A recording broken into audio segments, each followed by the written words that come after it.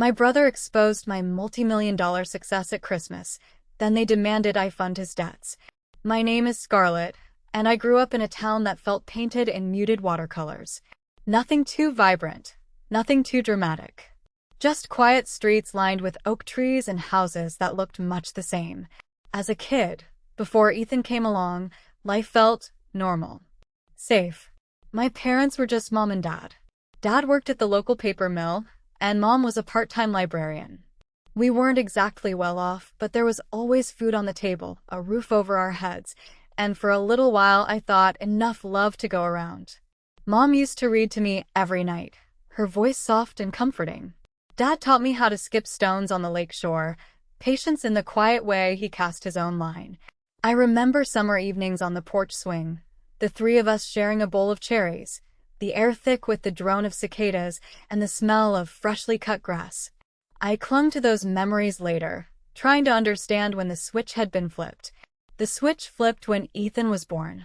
He wasn't a sickly baby, not in the way you'd need doctors and hospitals constantly. His issues were different, more chaotic.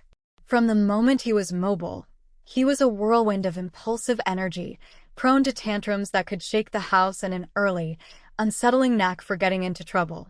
It started small, breaking things, defying rules in ways that felt deliberate, not just childish curiosity. As he got older, the problems grew. School calls became a weekly occurrence. Small thefts, fights, constantly needing extra attention from teachers. Mom and Dad's world quickly narrowed to just him. It wasn't a conscious decision, I don't think, not at first. It was more like a slow, consuming tide. Every conversation, every worry, every ounce of energy was directed at managing Ethan, anticipating his next outburst, dealing with the fallout from his latest stunt.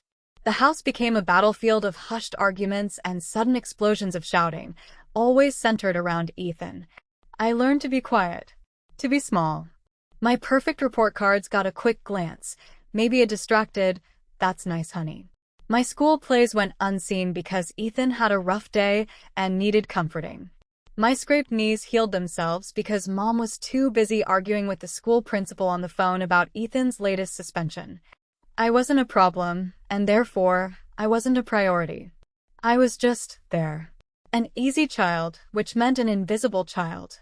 It's a strange thing, feeling invisible in your own home. Like you're a ghost, watching your life happen in another dimension. I tried in the beginning. I'd draw pictures for them, write little stories, try to tell them about my day.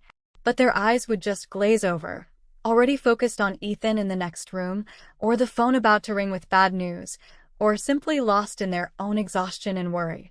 After a while, the trying stopped. The words felt heavy and pointless in my mouth. So I retreated.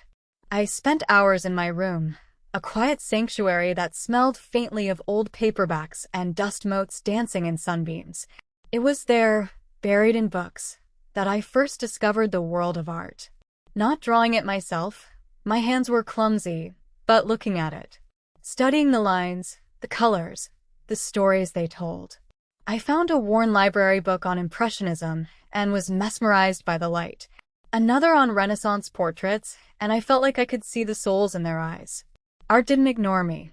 It waited, patient and beautiful, for me to notice it. It was a world I could enter and feel a sense of belonging, a place where details mattered and nothing was overlooked. It was the first thing that felt truly mine. Being independent wasn't a trait they praised in me. It was an excuse. Scarlett's always been so self-sufficient. I'd hear Mom tell relatives, as if it were a natural state, not a consequence of their neglect. But even a self-sufficient child needs a hug sometimes. Needs to know they are seen. I learned to provide those things for myself. In the quiet corners of my life, lost in the vibrant colors and silent stories of the art world. It was a lonely way to grow up, but it was also how I survived. And without realizing it, I was slowly building the foundation for everything that would come next. By the time I was 13, I knew I had to find a way out. Not just out of the house, but out of the emotional black hole that was our family dynamic. School was fine. I did well without trying too hard, another non-problem that kept me off their radar. But I needed something more, something solid that was entirely mine. I saw a help wanted sign at the Gilded Frame, a small, dusty shop downtown that did custom framing and sold art supplies. It smelled of wood, varnish, and possibility. I walked in and asked if they were hiring. The owner, Mrs. Davies, was a woman who looked like she was made of sharp angles and kind eyes. Her fingers were stained with paint and glue, and she wore an apron covered in colorful abstract smears. She didn't ask why a kid my age wanted to mop floors and organize tubes of paint after school. She just looked at me, really looked at me, and said, "Show up on time, work hard, and don't steal the paint." We'll start there. The Gilded Frame became my second home. It was quiet, focused work. Measuring, cutting, fitting, cleaning brushes. Mrs. Davies didn't talk much, but she noticed things. She noticed I lingered in the corner where she kept books on art history. She saw me carefully handling the prints and canvases that came in for framing. One afternoon, while showing me how to properly mat a delicate watercolor, she started talking about her own past. Art school, living in New York, working in galleries. Her passion was quiet but deep, like a hidden lake. She started recommending books to me, loaning me materials, occasionally talking about different artists or techniques as we worked. She never pressured me, just gently opened doors. She was the first adult, outside of those fleeting early years with my parents, who treated me like a person with thoughts and potential, not just a shadow. "You have an eye, Scarlett," she told me one day, holding up a framed piece to the light. "Not just for seeing, but for understanding." I held on to those words like precious jewels. The money I earned was mine, saved meticulously. I knew college wouldn't be an option if I waited for my parents to fund it. They were constantly bailing Ethan out of something. Car repairs from reckless driving, legal fees from minor scrapes with the law, debts he'd racked up from failed, ill-conceived business ventures. Their stress over his financial demands was a constant hum in the background at home. So I made a plan in secret. I focused on getting top grades, spent my evenings buried in SAT prep books borrowed from the library, and researched universities with strong art history or fine arts programs that offered good scholarships. I wrote my application essays during quiet moments at the shop, sometimes asking Mrs. Davies to glance over them. She taught me how to write with honesty, to let my own voice come through. My story wasn't about overcoming adversity in a dramatic way.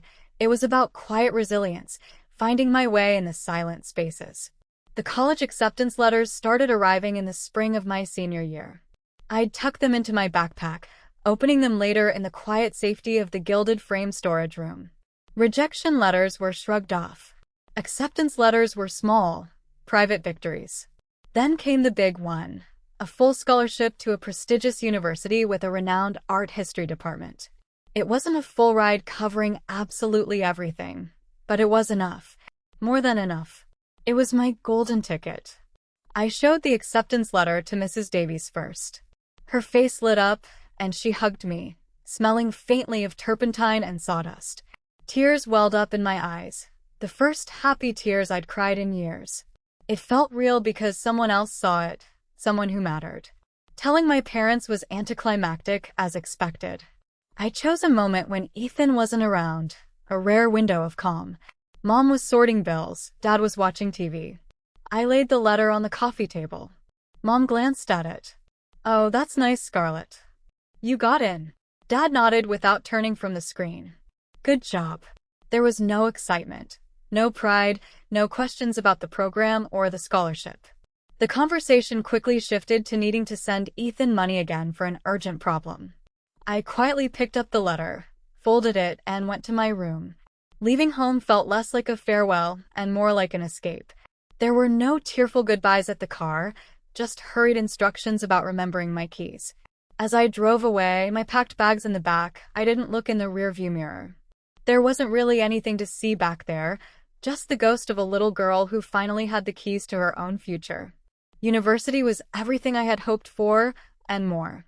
It was a place where my quiet passion wasn't just accepted, it was celebrated. I dove headfirst into art history, spending hours in lecture halls, libraries, and museums. I was fascinated by the stories behind the art, not just the artists, but the patrons, the collectors, the journeys of the pieces themselves. Studying provenance, the history of ownership of an artwork, felt like detective work, piecing together clues from centuries past. I gravitated towards courses that focused on the physical aspects of art, conservation, materials science, the technical side of creation, and authentication. I learned about pigments, brushstrokes, the subtle signs of age and handling. My art history knowledge gave me the context, but these technical skills gave me the tools to truly understand an artwork, not just appreciate it. My professors noticed my dedication and my knack for spotting details others missed.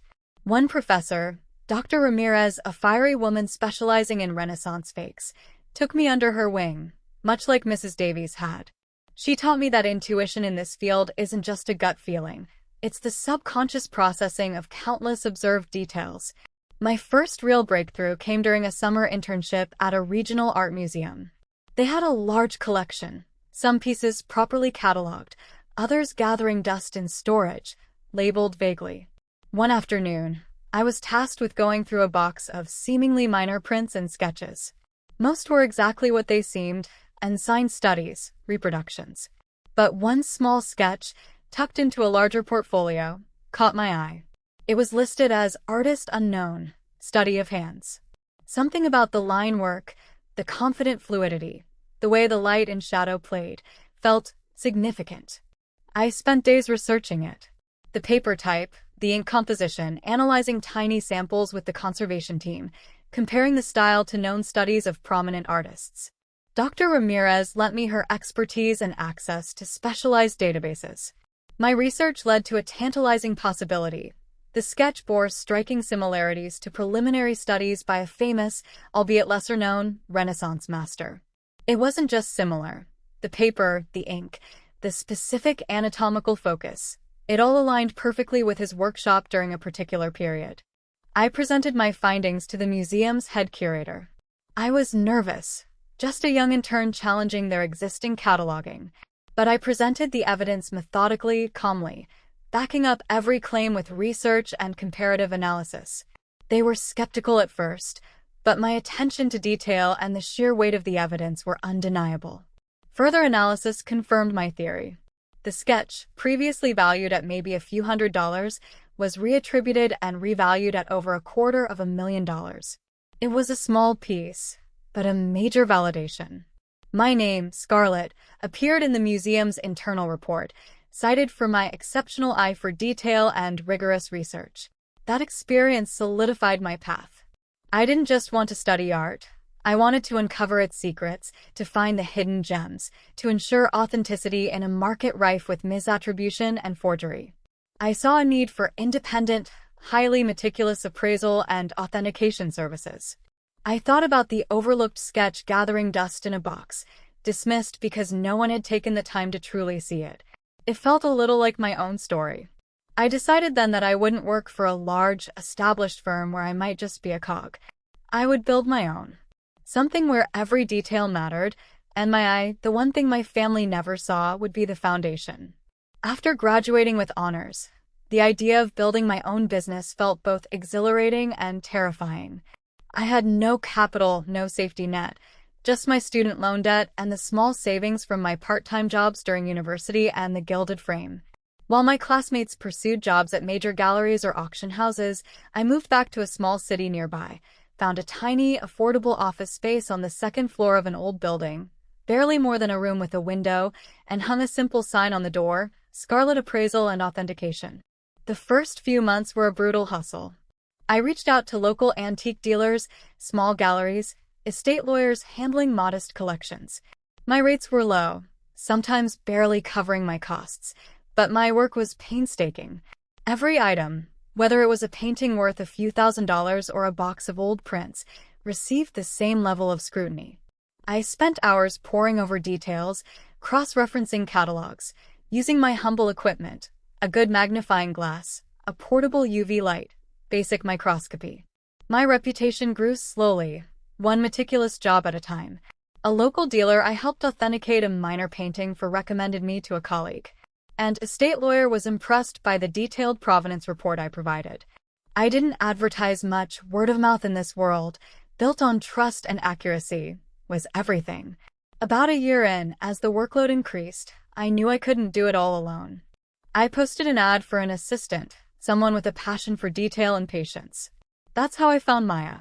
She was a recent graduate with a background in chemistry and a fascination with art materials. She was bright-eyed, meticulous, and genuinely excited by the prospect of examining tiny fibers and pigment samples. I taught her the art historical context, how to look beyond the surface, how to trust her instincts when something felt off. Maya became more than an employee. She was my first true colleague, someone who understood and shared my dedication. Having Maya allowed me to take on bigger, more complex projects. We started working with clients outside the immediate region, handling authentication requests for pieces going to auction or being considered for museum acquisition. Our little office, now slightly less dusty, hummed with quiet, focused energy. We invested in better equipment, expanded our library of reference books and material samples. 5 years in, Scarlett appraisal and authentication was no longer just a room with a sign. We had moved to a larger, street-level office with better security. We had a small team, all as dedicated as Maya. We were handling significant collections, sometimes worth 6 or even 7 figures. Our expertise was sought after by major players in the art market, though we intentionally remained a boutique firm, focused on deep expertise rather than volume. My net worth grew accordingly, far beyond anything I could have imagined as that invisible girl in the quiet town. But I didn't change my lifestyle dramatically. I drove a reliable, modest car, lived in a comfortable but not extravagant house. My focus remained on the work, on the art, on building something solid and respected. My success felt like a quiet triumph, a world I had built piece by painstaking piece, a world my family knew absolutely nothing about. And I preferred it that way. The secret was more than just privacy. It was power. The power of having built my own life, entirely on my own terms, unseen by the very people who had failed to see me. Maintaining the facade for my family wasn't difficult because they barely paid attention anyway. In their eyes, I was still just Scarlett, the quiet one who did something with old paintings. My calls home were brief, surface-level exchanges. Mom would ask about my little art thing. Dad would make some vague comment about needing a real job with benefits. Their conversations were always dominated by Ethan's latest drama. Ethan's issues hadn't improved with age. They'd just gotten more expensive. Failed business ventures, legal troubles, and inability to hold down a steady job, coupled with a clear sense of entitlement. My parents were still stuck in the cycle of trying to fix him, financially enabling his poor choices while wringing their hands about their own limited resources. Then the calls started coming asking for money. The first time was tentative. Mom called, her voice laced with stress, talking about an urgent situation Ethan was in and how they were short. She didn't ask if I could help, but how much. I paused, looking at my computer screen which showed a 7-figure balance in my business account. The irony was a bitter pill. I told her I could manage something, framing it as a temporary loan to them, not directly to Ethan. It was a substantial amount, enough to cover what they needed and then some. There was a brief flood of profuse thanks, quickly followed by Mom launching back into the details of Ethan's mess, clearly seeing my money as just another tool to manage his chaos. That was the start. The requests became more frequent, less apologetic. They weren't loans. They were expected contributions, always framed around Ethan's needs. Tuition for a new certification program he claimed would change his life, but dropped out of within weeks. Money for rent because he lost his job, funds to pay off debts that seemed to magically reappear. I would transfer the money, often substantial sums, under a vague label like family support. They never asked where the money came from, never seemed curious about how my little art thing could afford it. They just accepted it as if it were their due, a resource that had simply materialized. Why did I do it? It wasn't because I felt they deserved it. The years of neglect, the constant favoritism towards Ethan, had built a wall of resentment. Part of it, I think, was a twisted form of control, knowing that despite everything, I was the one supporting them, the invisible foundation propping up their visible crisis. Part of it was a lingering sense of obligation, a deeply ingrained family duty, however warped. And part of it, a small, stubborn, sad part, was maybe still hoping that if I helped enough, if I proved my worth in this tangible, undeniable way, they might finally see me, acknowledge me, maybe even be proud. That hope was a fragile, foolish thing, but it persisted in the quiet corners of my heart. In my professional life, I was Scarlett, the expert. Respected, sought after, confident. I flew business class for international consultations, handled transactions worth millions. My opinion carried weight. But when I called home, I was just the same old Scarlett, listening to the latest saga of Ethan's life, being subtly dismissed. My family lived in a world where my reality simply didn't exist. They saw the money arrive, but they didn't see the source, the years of work, the skill, the dedication behind it. They didn't see me. The requests for money kept increasing. Ethan's problems seemed to grow in proportion to my willingness to provide funds. His latest urgent situation was particularly galling. He needed a large sum, larger than ever before, for a business opportunity that sounded, even from my parents' vague description, incredibly risky and likely fraudulent. Mom was particularly pushy this time, her voice tight with stress, emphasizing how crucial this was for Ethan's future and how they had exhausted all other options. "We're at our wits' end, Scarlett," she'd sighed dramatically. "You're the only one who can help right now." A few weeks before Christmas, I was in town for a rare, brief visit. I agreed to meet my parents for lunch. Ethan wasn't there, thankfully, supposedly finalizing details for his venture. As we were leaving the restaurant, I saw him across the street, walking out of a high-end car dealership. He wasn't just looking. He was getting into a brand new, sleek, absurdly expensive sports car, grinning like the cat who got the cream. It was a model I recognized from a magazine, 6 figures, easily. My stomach clenched. This was where the money was going. Not essentials, not genuine help, but enabling extravagant, reckless spending. And they were still asking me for money for his business opportunity, likely another scheme to fund this lifestyle or cover the costs when this purchase inevitably backfired. Seeing it so directly, so brazenly, filled me with a cold, hard rage. That same week, I had lunch with a colleague, Marcus, who worked at a major auction house. We were discussing an upcoming sale that featured a challenging authentication case my firm had handled. Marcus spoke about my team's work with genuine respect, praising our thoroughness and expertise. "Honestly, Scarlett," he said, taking a sip of his coffee, "you've built one of the most reputable firms in the country. Your name is gold standard." His words were a stark reminder of the disconnect. In this world, I was recognized, valued. In my family's world, I was still the quiet daughter handling old junk. The pressure was building. My resentment simmered beneath the surface of polite phone calls. There was a moment, a few months prior, when I almost slipped. I was on a video call with a major client, discussing a multi-million-dollar collection, when Mom unexpectedly walked into my home office asking a trivial question. I had to scramble to minimize the screen and pretend I was just on a personal call. The panic, the need to conceal my real life, was exhausting. Now, with Christmas approaching and the requests for Ethan's latest venture escalating, the weight of the secret and the unfairness of it all felt unbearable. I knew I couldn't keep living this double life forever. Something had to give. I just didn't know exactly how or when it would finally break. The thought of facing my family at Christmas, knowing what I knew, knowing what they expected, was filling me with a dread I couldn't shake. The call came 2 weeks before Christmas. Mom. Her voice sounded weary, fragile. "Scarlett, honey, no one's really up to hosting Christmas this year. With everything going on with Ethan." She trailed off, letting the unspoken weight of his latest issue hang in the air. "But it wouldn't feel right not to have Christmas dinner. Everyone's expecting it. You know how it is." Everyone meant the usual suspects, parents, Ethan, if he bothered to show up, maybe Aunt Clara and Uncle Robert, distant cousins who drifted in and out. Everything going on with Ethan was code for the massive financial hole he dug himself into again, likely related to that sports car or the failed business opportunity. I hesitated. Every instinct screamed no. Spending a holiday trapped in that house, listening to them fret over Ethan while being invisible myself, knowing they were living partly off my efforts while enabling his recklessness, felt like a form of self-inflicted torture. But Mom's voice sounded genuinely tired, and the unspoken pressure was immense. If I said no, I'd be the selfish, unfeeling daughter who abandoned her family at Christmas, adding another black mark to my invisible score sheet.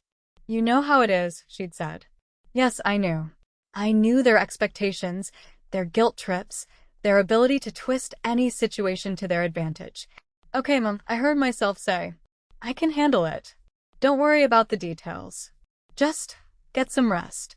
There was a sigh of relief, a brief, genuine-sounding thank you, before she launched into listing who absolutely must be invited. I decided I would host it at their house, not mine. My house felt too much like my world, too sacred to be subjected to their dysfunction. But I wouldn't cook.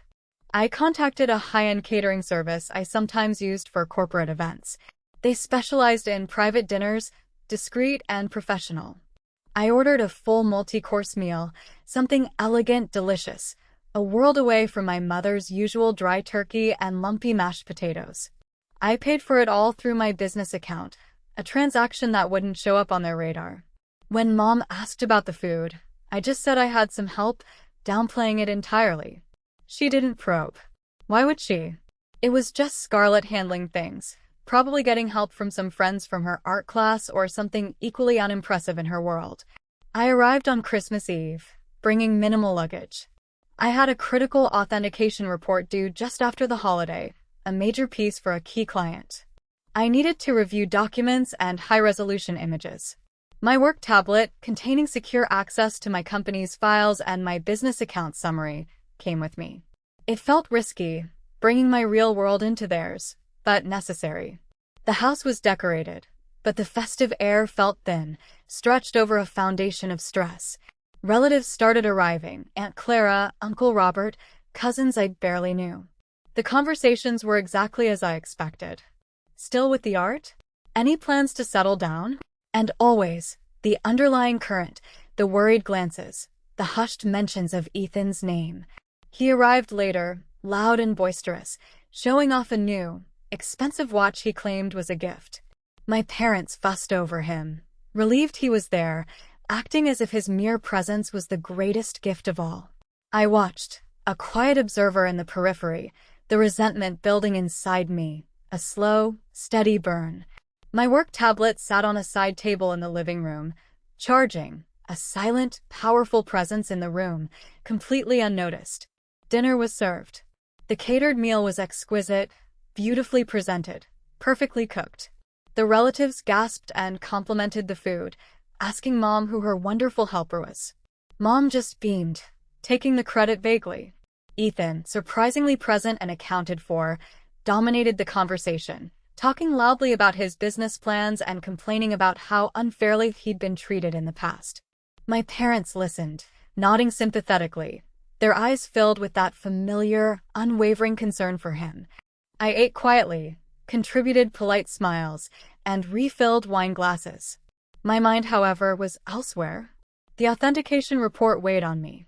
After the main course, while conversations lulled slightly, I excused myself, saying I needed to make a quick call.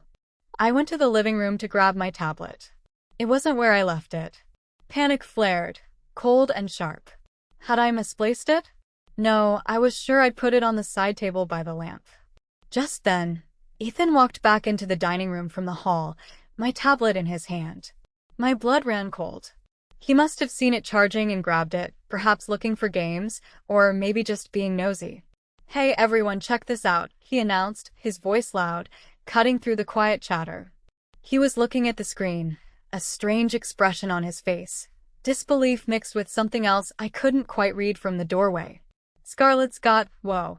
He turned the tablet screen outwards, holding it up slightly. The screen displayed an open browser tab. It wasn't my work file. It was the internal dashboard of my primary business account, which I had accessed briefly earlier that day and forgotten to close properly before the screen locked. The numbers glowed, stark and undeniable, a balance exceeding $12 million.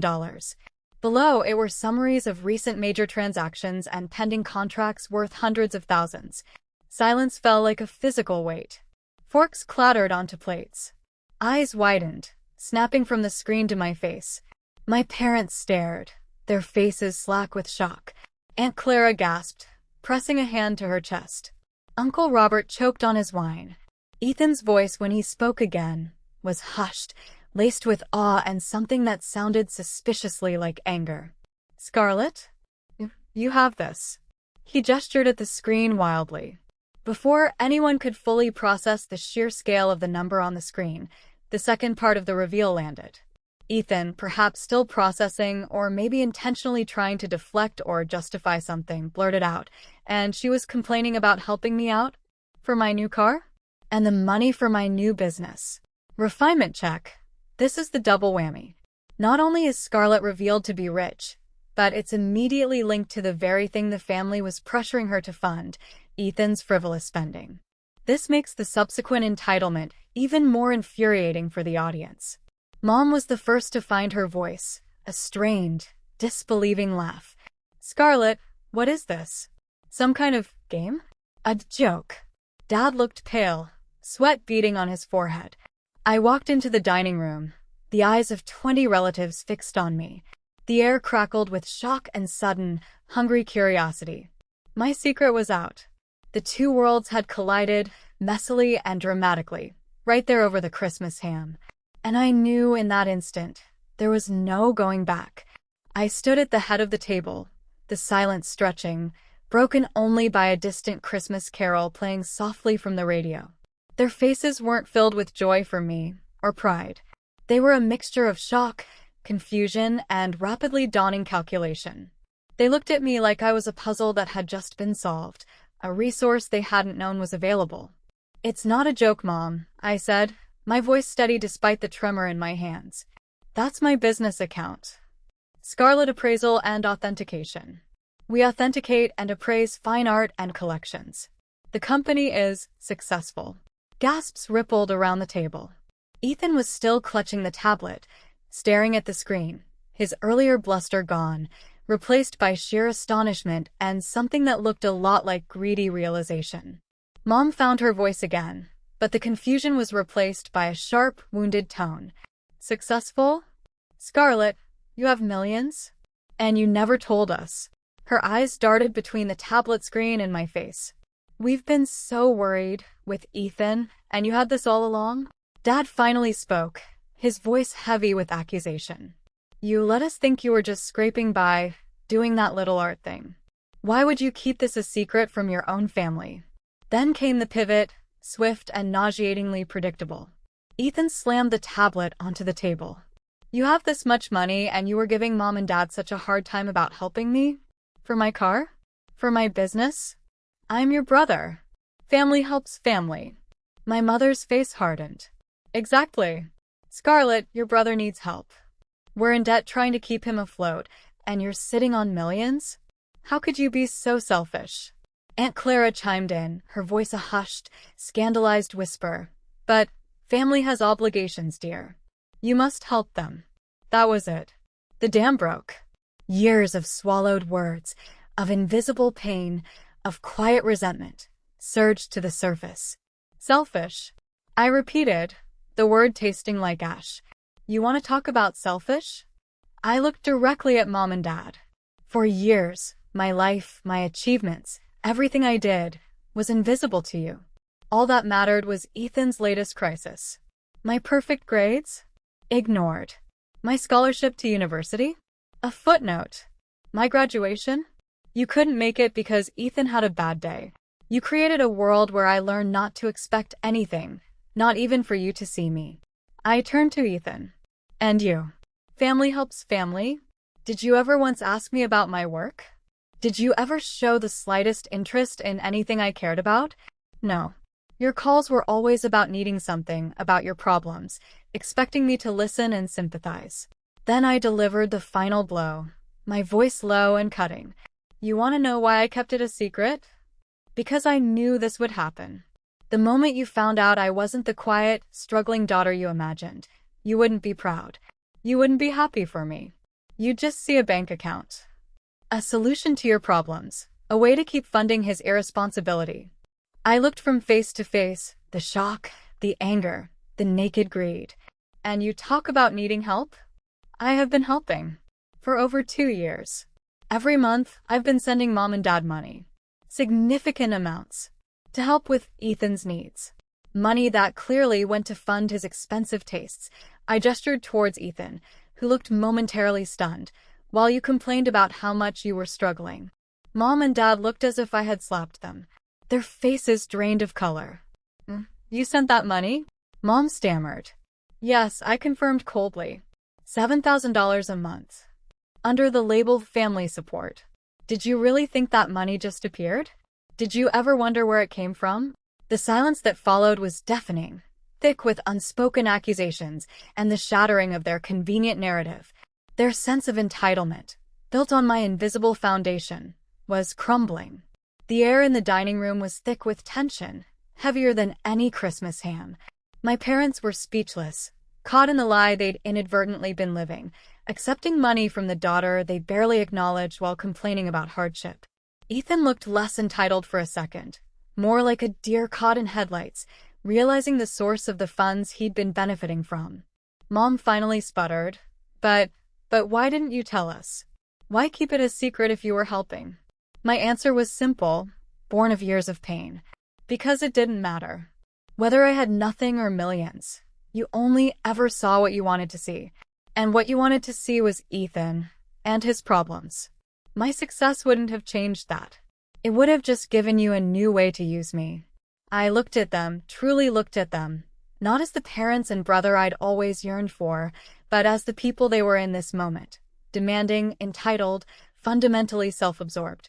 The sadness I felt was profound, but it was layered with a hard, freeing clarity. The little girl who craved their approval was gone. I'm done, I said, the words quiet but carrying the weight of finality. I'm done being your secret ATM. I'm done being the daughter you only remember when you need something. I'm done funding a lifestyle built on irresponsibility. I picked up my small handbag, the one I'd brought with my minimal things. You want family obligation? I challenged, looking at Aunt Clara and Uncle Robert, who were staring like I'd grown a second head. My obligation is to myself. To the life I built against all odds, while being invisible to all of you. I turned and walked towards the front door. No one moved to stop me. No one called my name with love or regret. There were only stunned, angry faces watching me go. As I reached the door, Dad finally yelled, his voice hoarse, Scarlett. You can't just walk away. We're family. I paused, my hand on the doorknob, but I didn't turn around. Family doesn't just mean sharing DNA, I replied, my voice clear. It means seeing each other, supporting each other.